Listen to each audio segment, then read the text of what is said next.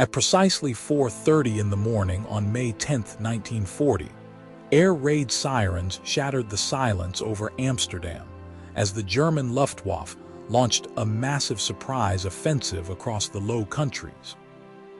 Over 1,000 frontline aircraft from Air Fleet 2 swept across the border, targeting key airfields to paralyze Dutch defenses in a single blow. Yet, amidst the falling bombs at Schiphol airfield, Dutch commanders did not scramble light interceptors. Instead, they launched twin-engine bombers straight into the oncoming German formations. This was not a desperate retreat. It was the combat debut of one of the most unusual defense concepts in aviation history. Facing overwhelming odds, the first bomber group deployed 9 operational Fokker T.V aircraft. Rather than fleeing the combat zone, these heavy machines turned their noses directly toward incoming German squadrons.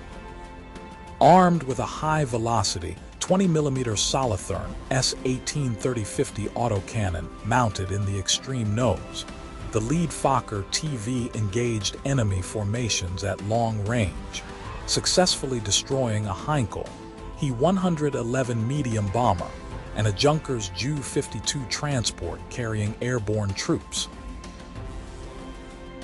In that single opening engagement, the aircraft fulfilled the exact role envisioned by Dutch planners in the late 1930s.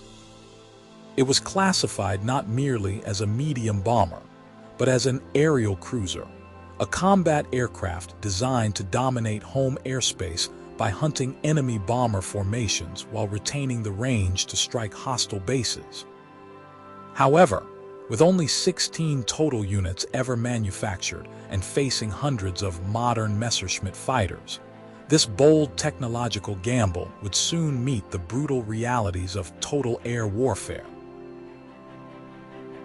Before we go on, do you think heavy aerial cruisers could ever truly replace dedicated fighter escorts, or were they doomed from the start? Share your thoughts below, subscribe to the channel, and tell me where you are watching from.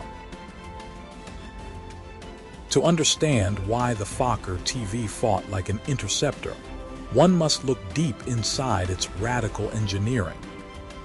Born from a December 7, 1936 contract, the aircraft was built around an ambitious doctrine formulated by the Netherlands Army Aviation Group. Dutch planners wanted a multi-role platform that could eliminate hostile bombers with heavy forward firepower, carry 1,000 kilograms of bombs, and defend itself from all angles without needing dedicated fighter escorts. The result was an extraordinary mechanical hybrid. The nose section was constructed from lightweight duralumin alloy fitted with large glass panels, providing exceptional forward visibility for the navigator. In the extreme front sat its signature weapon, the 20mm Solothurn S-18-30-50 autocannon. This weapon fired high-velocity rounds at 750 meters per second, capable of disabling enemy aircraft engines with just a few direct hits. Secondary defense included 4 FN Browning 7.92mm machine guns positioned in the dorsal, ventral, lateral, and tail stations. However, this ambitious cruiser concept carried fatal structural compromises. Fokker built the central fuselage and wing section out of a single piece of handcrafted monocoque plywood, while the rear fuselage reverted to traditional fabric-covered welded steel tubing.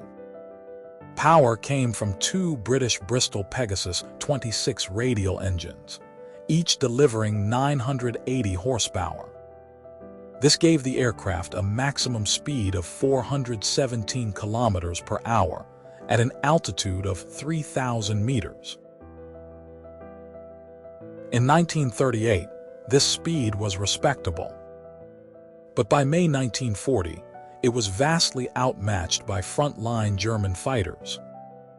The Messerschmitt Bf 109E3 could reach 560 kilometers per hour and was armed with twin 20mm cannons. Worse still, the Fokker T.V lacked self-sealing fuel tanks.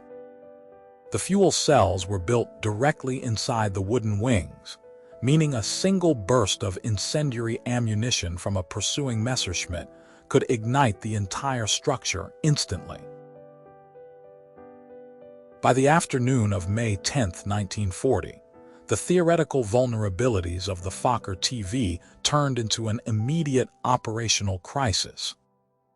German airborne troops had seized key airfields around The Hague, including Ockenburg and Walhaven.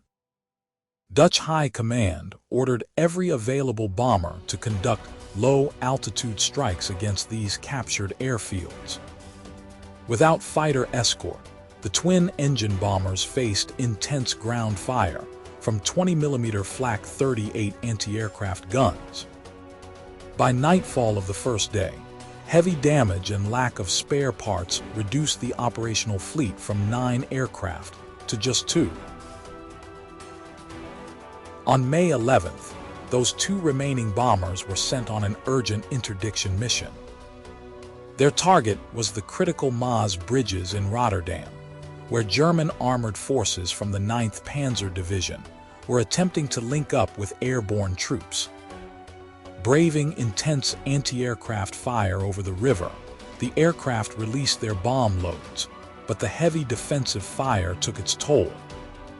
One Fokker T.V was critically struck and crashed into the waters of the Maas, leaving only a single operational airframe in the entire inventory.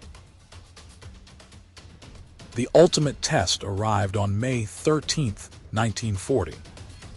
The last surviving Fokker T.V, bearing serial number 856, was ordered to destroy the Moerdijk bridges, the vital artery connecting southern German armor to the fortress heart of Holland.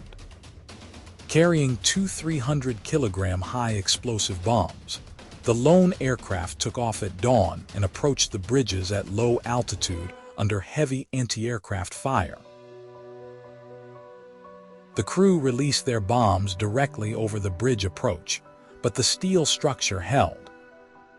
As number 856 turned back toward home base over Dordrecht, it was intercepted by a Messerschmitt Bf 109 from Fighter Wing 26. Exploiting their superior speed, the German fighters attacked the unprotected wooden wing structure. Number 856 caught fire and crashed near Ridderkerk, marking the total annihilation of the operational fleet within 96 hours.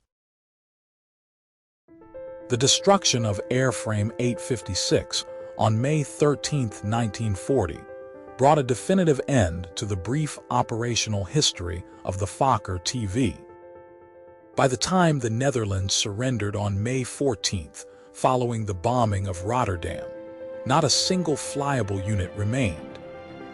The few unfinished airframes captured at the Fokker manufacturing facility in Amsterdam were subsequently dismantled for scrap by German occupation forces.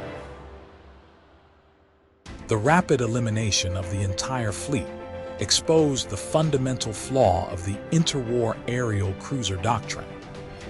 Influenced by early air power theories, Dutch planners believed a single versatile airframe could perform long-range reconnaissance, intercept hostile bombers with heavy nose cannons, and deliver precision tactical strikes without fighter escort.